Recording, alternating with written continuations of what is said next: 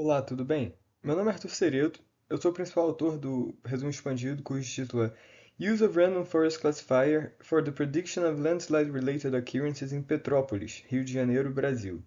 Os coautores desse trabalho são Jean Michel, Ivanovic Salcedo, Franciele Zanandrea, Danúbia Teixeira e André Pimentel dos Anjos.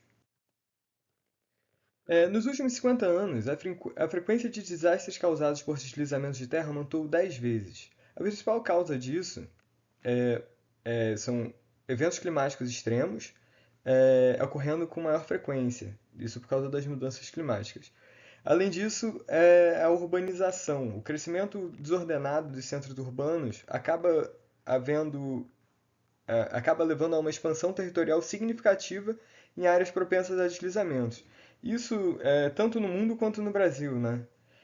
Um município que é exemplar nesse tópico é Petrópolis, que fica no estado do Rio de Janeiro, na região serrana, e ele tem um longo histórico já de lidar com deslizamentos e grandes tragédias. A mais recente foi em 2022, a do Morro da Oficina, na qual morreram 234 pessoas e tiveram 3 desaparecidos. Em 2011, numa grande tragédia que teve também na região serrana, a cidade mais afetada foi Friburgo, mas Petrópolis também foi afetada, com 73 mortes. E antes disso, em 88 também, teve um grande evento em que 171 pessoas morreram. Como lidar com esses impactos? Você pode lidar com eles de maneira. Como evitar, né? Você poderia fazer obras, só que elas são custosas e as soluções são pontuais. Então para solucionar o problema, você gastaria muito dinheiro e você teria que fazer muitas intervenções e também impedir a urbanização descontrolada, né? Uma forma mais barata e mais sistemática de se diminuir os danos são os sistemas de alerta antecipado, que conseguem prever a ocorrência desses desastres em tempo hábil para serem tomadas decisões, como evacuação ou retirada de pertences, coisas de valor, para diminuir os danos de fato. É, Agora, voltando ao tópico principal desse trabalho, né? Esse trabalho objetiva aplicar um modelo de classificação baseado em aprendizado de máquina, mais especificamente usando o algoritmo Random Forest, com o intuito de identificar dias com ocorrências de deslizamentos e servir como base para um sistema de alerta antecipado para deslizamentos para a região de Petrópolis, Rio de Janeiro. É importante dizer aqui também que essa metodologia ela pode ser replicada para outros lugares, mas teremos que testar a efetividade com outros padrões de chuva e, e coisas do tipo, né? Cada lugar tem a sua particularidade. Agora, a metodologia. Falando um pouquinho mais de Petrópolis, ele tem uma área de 791.144 km², uma população de 278.881 habitantes e a precipitação média anual é superior a 2.000 milímetros. Ele está localizado na região serrana, é uma cidade cortada por vales e com muita ocupação nas encostas. Então, muitas áreas em risco, né, de sofrerem com deslizamentos de terra. Os dados utilizados nesse modelo preditivo foram os dados pluviométricos de uma estação do CEMADEM de código 330, 390 e 617A. Ela foi escolhida por causa do posicionamento dela, que ela está a 5,6 km das ocorrências registradas pela Defesa Civil de Petrópolis, e a boa integridade das leituras durante o período do banco de dados de ocorrências. Agora, sobre esse banco de dados de ocorrências, eles são ocorrências relacionadas a deslizamentos de terra e são 11.193 registros que vão de 5 de outubro de 2015 até 23 de maio de 2024. Como eu disse, são ocorrências relacionadas a deslizamentos de terra, então são os atendimentos da Defesa Civil que foram resultado dos deslizamentos. Aqui nós temos a visualização. Em azul são as estações pluviométricas do CEMADEM. Em rosa, aqui, você consegue ver que é a nossa estação selecionada. Em amarelo, você tem as ocorrências registradas pela Defesa Civil e é possível ver a localização da nossa estação, como ela está realmente próximo do maior núcleo de ocorrências.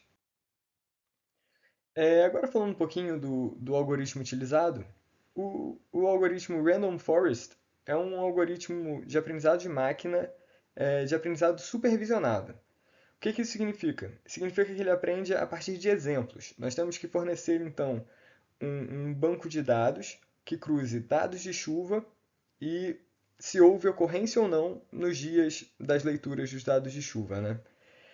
Ele é um algoritmo classificador, então como saída a partir da entrada, né, dado de chuva, ele vai nos dar ocorrência ou não ocorrência. É uma coisa binária no nosso caso.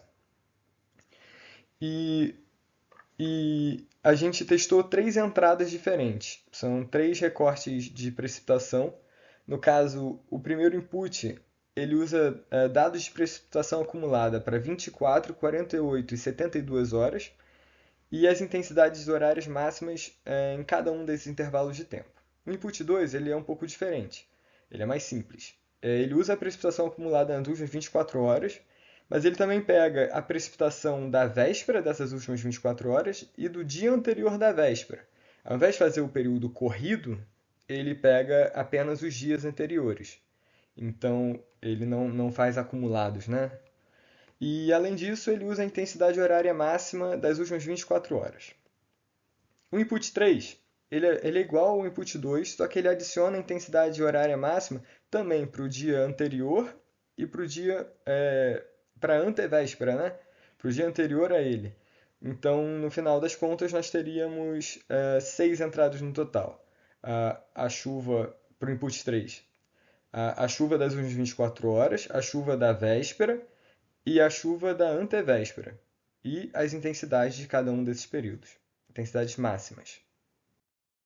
Aqui são os resultados do nosso modelo. Ele contava com 947 dias inéditos, né, que já é o resultado do teste, e o input 1 conta com 39 ocorrências verdadeiras, enquanto o input 2 e 3 conta com 38. A gente consegue ver que o input 2 e 3 obtiveram resultados iguais, e o input 1 foi um pouco inferior em relação, principalmente aos falsos negativos. No contexto de previsão de desastres, a gente quer evitar ao máximo os falsos negativos, porque o falso negativo significa que o nosso sistema não acusou, mas na realidade teve. Então, é um grande problema. A gente quer ao máximo minimizar esses casos. Uma outra falha seriam os falsos positivos, que também devem ser minimizados, mas as consequências são menos severas. É, e de maneira geral, a gente pode dizer que o modelo ele até que performou bem, porque a gente consegue acertar com com grande precisão os verdadeiros negativos e a gente consegue também acertar a maioria dos casos verdadeiros positivos.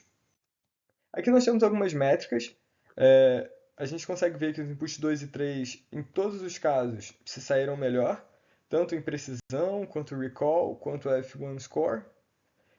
E isso indica que se nós tivéssemos que escolher, nós teríamos qual deles utilizar, nós deveríamos utilizar um deles, porque eles saíram melhores. E agora, considerações finais desse trabalho. É, a gente consegue ver, então, por eles terem tido uma precisão, ambos, né, os três inputs tiveram precisão maior de 80%, que eles têm potencial de uso para modelos de sistemas de alerta, que seja mais uma fonte de informação para a Defesa Civil tomar decisões. Também é importante apontar que é urgentíssima a criação de inventários de deslizamentos propriamente ditos, porque a gente está usando dados associados ao deslizamento e não dos deslizamentos em si. A Defesa Civil ela não faz esse registro, pelo menos a de municípios de Petrópolis. E também a gente, para futuros trabalhos, deve tentar outros algoritmos, como SVM, redes neurais artificiais, Long Short Term Memory e outros tantos que existem. E também a gente pode testar outras configurações de entrada para o modelo, como outras variáveis, além de precipitação, como pressão do solo, de áreas de risco e também previsões meteorológicas. Eu gostaria de agradecer ao CNPq por ter viabilizado a execução desse trabalho através de uma bolsa de pesquisa. E também a gente estende esse agradecimento à Defesa Civil do município de Petrópolis, que contribuiu com o fornecimento de informações e dados e sempre foram solícitos em dialogar com a gente. Aqui são as referências do trabalho e muito obrigado pela atenção.